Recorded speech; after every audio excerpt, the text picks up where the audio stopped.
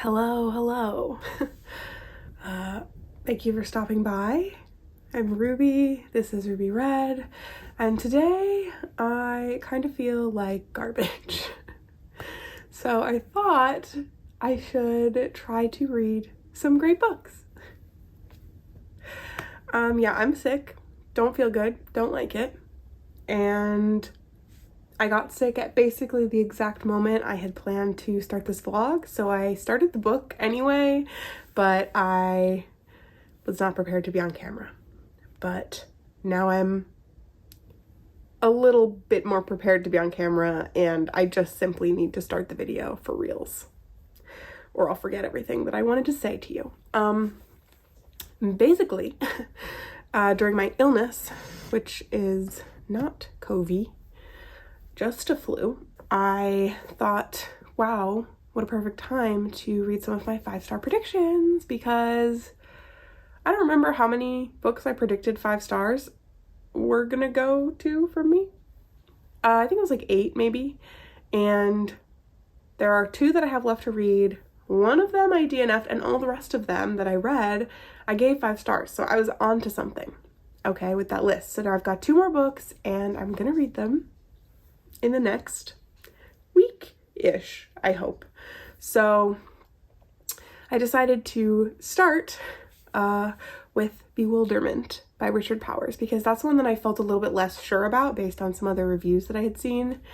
And I started it, and I actually think that I had nothing to worry about. I was taking notes so that when I got on camera I could remember what I wanted to say. The book is about a father and son, Theo and Robbie, and they are dealing with their life now that Allie, Theo's wife, Robbie's mother, died a few years before the start of the story. Robbie's 9 now and has, I think, autism.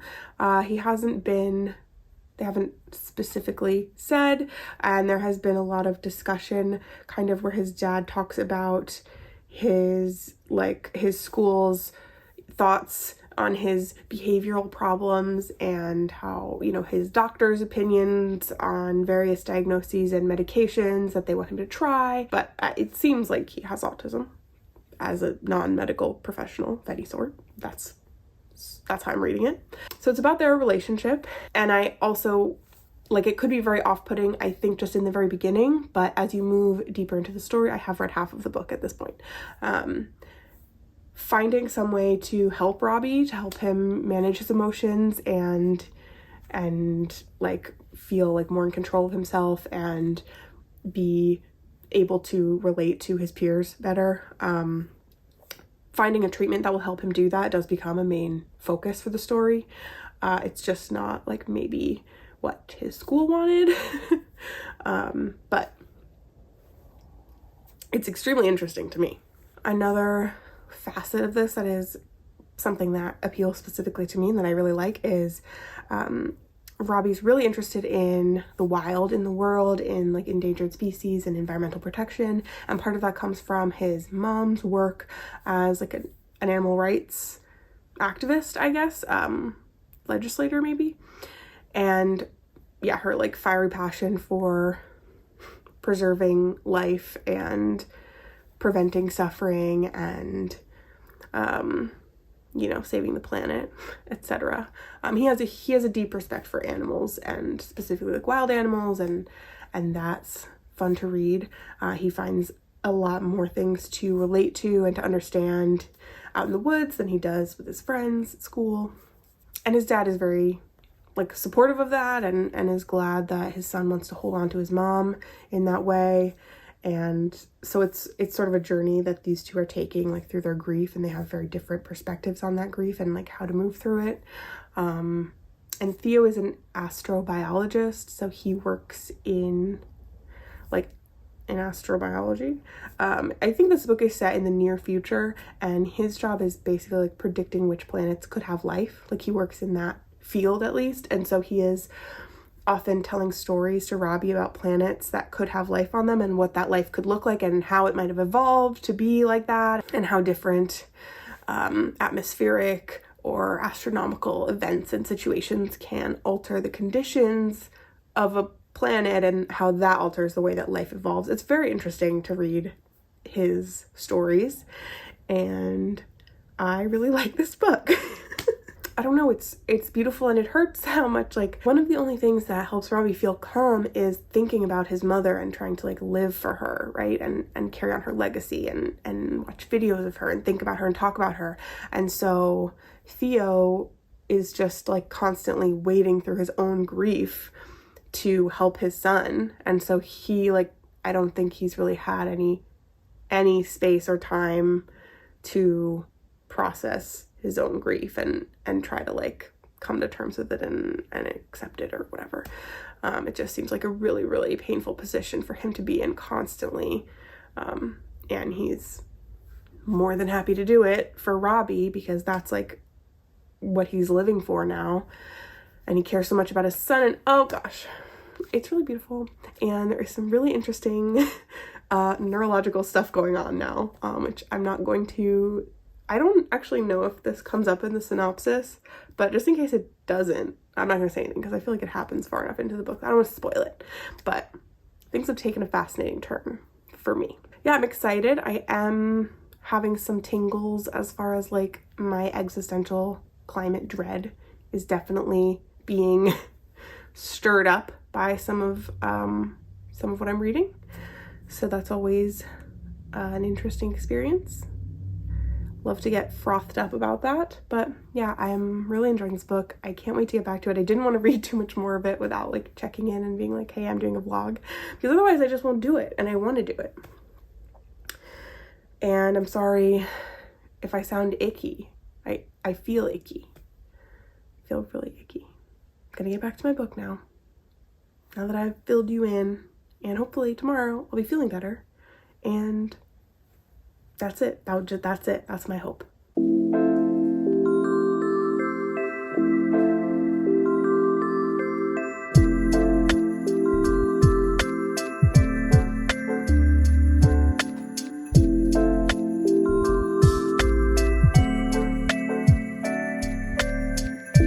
I finished the Overstory.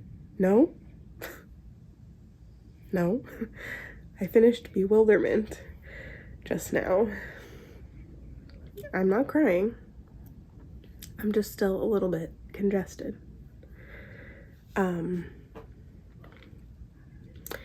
But the ending was rough. Wow. The book was really good. I'm gonna sit on it or sleep on it, and I will share some more thoughts and sentences. I will share some more sentences about, like, content, and, like, I'll say something smart maybe. But I just thought that I should capture this moment of, like, just finished a book that is something, you know? Like, I had to lay down for a second. I mean, I don't want to speak too soon, but I do kind of feel like it's going to be 5 stars. But we'll know for sure tomorrow, okay? I'll be back tomorrow.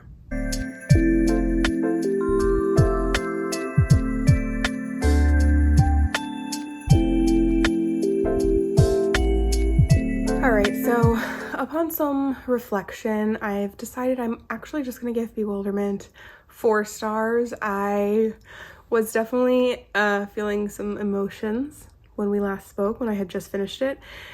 And anyway, I've just thought more about it, and I think that it's a 4-star read. If I gave half stars, I might even give it a 4.5, but I don't. So it's getting 4. It was a really good book.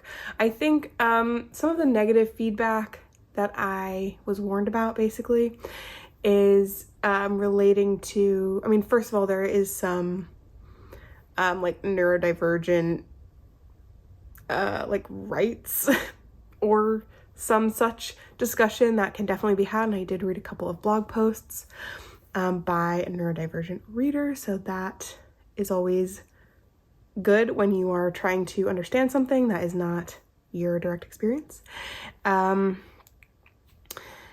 the other thing is just that Richard Powers wrote, before this, a book that was about the environment. His writing seems to be very much about the climate crisis and humanity's destruction of the planet that we actually really like living on. And so much of that discussion in the overstory specifically was explored through trees.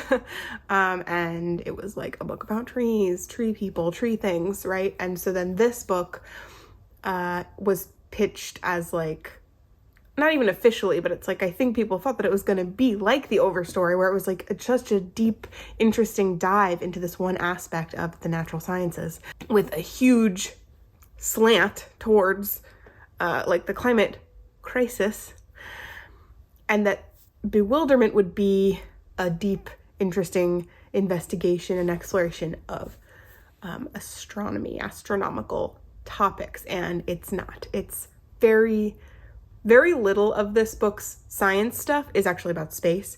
Most of the science stuff is about a really interesting psychotherapy technique, and again, about environmental destruction, preservation, like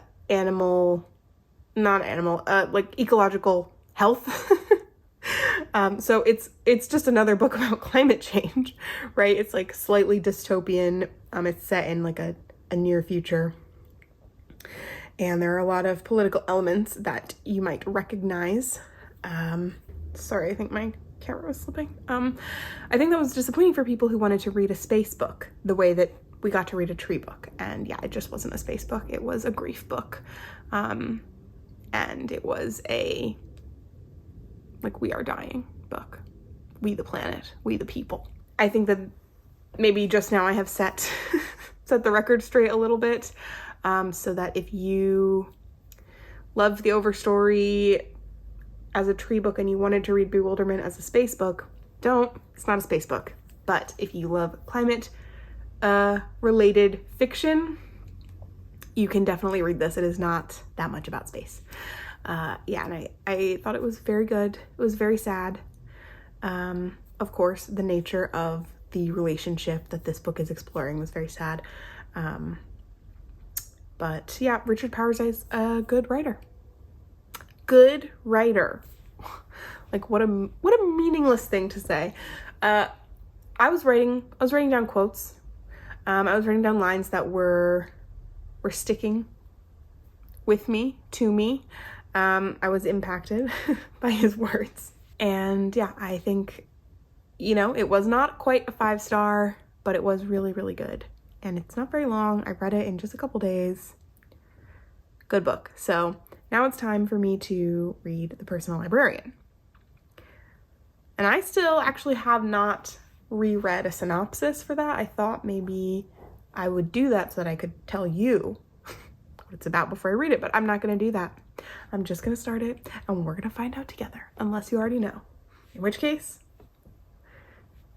shh, don't say anything.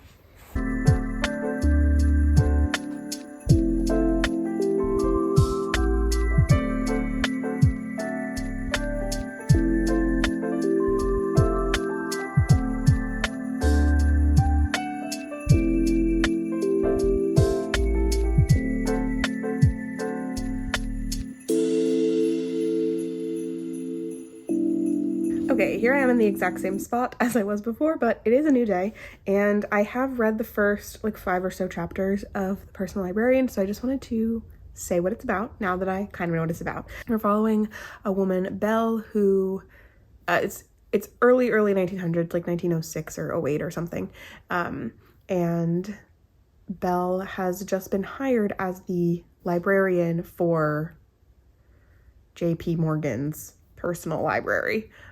He is a financial tycoon, perhaps, in New York at this time, and she is a white passing Black woman. So I think the story is going to be not only about her taking over like managing and like acquiring, collecting for this personal library for this really wealthy businessman.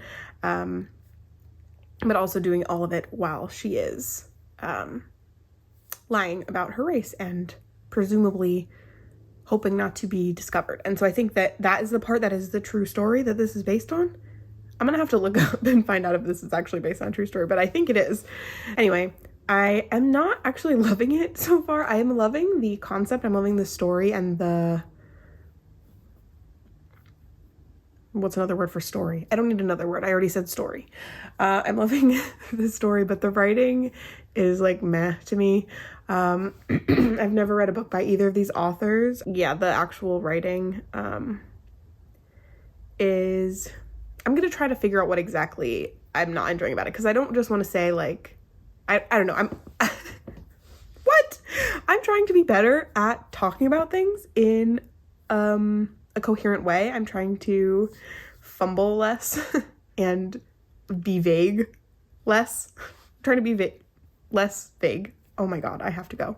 I'm going to try to offer you some specifics about what is not thrilling me within the writing style.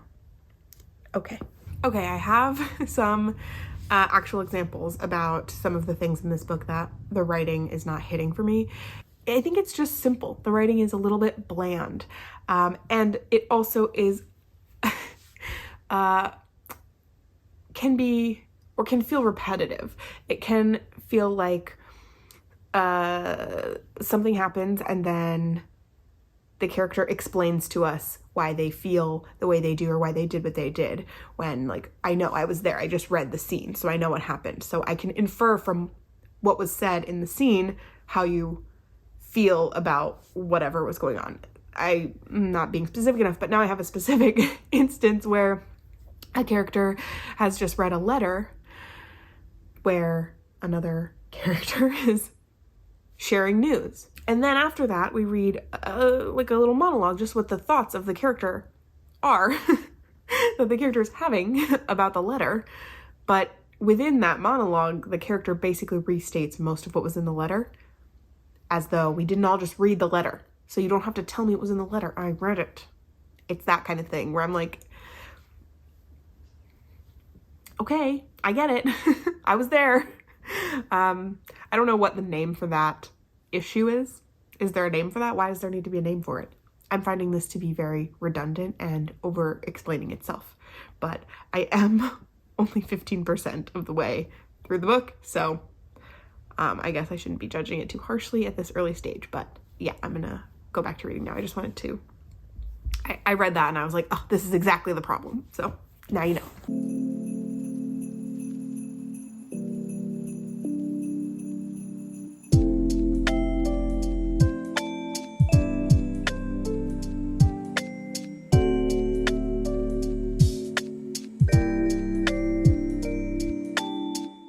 All right, I'm not finishing this book. I made it to 20% and then I sat on it. I did a bunch of wrapping and packing up Christmas presents today. And then I was like, great, good job. Now you get a treat for doing all that, which is that you get to sit down and read for a little bit. And I sat down and I was like, oh, I do not want to pick that back up. Oh my God. And so I was like, okay, fine, you don't have to.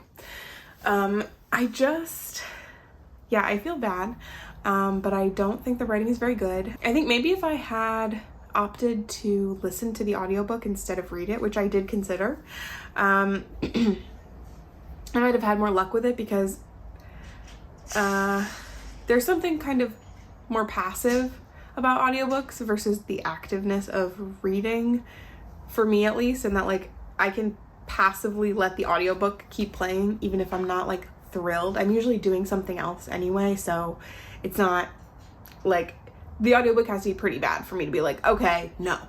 But with a book, I have to actively continue reading it. I have to keep flipping the page. I have to keep picking it up. Like, well, I guess you have to pick up the audiobook in some way, but whatever. For me, it feels like a lot easier to just continue reading a bad book via audio versus eyeball. So maybe that would have made things different. But yeah, I just think the writing was bad. I think that there just continued to be like more things that we were shown and then told.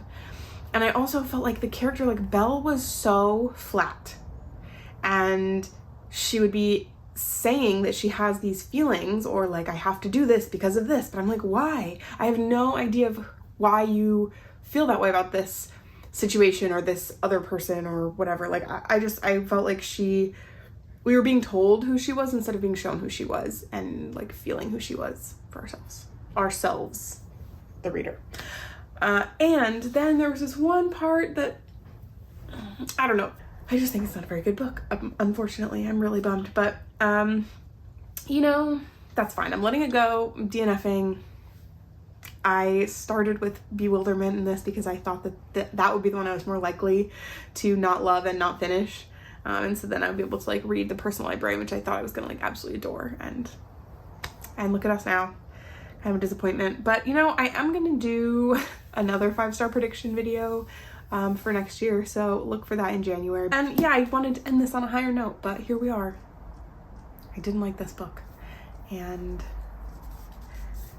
I will absolutely not be reading anything else that this author has written. I was kind of perusing Marie Benedict's, I think that's her name, backlist to be like, oh, what else does she have going on? Because if I like this, like, she writes a ton of historical fiction which is something I do like, but yeah, now I'll be actually steering clear of that. So that's good to know for me, I guess. All right, well, if you made it through this whole vlog, thank you so much. I appreciate you sticking it out. I'm so glad you were here. I also thank you for every like, comment, and subscribe. They mean a lot to me. And I hope that I'll see you back here real soon for another video.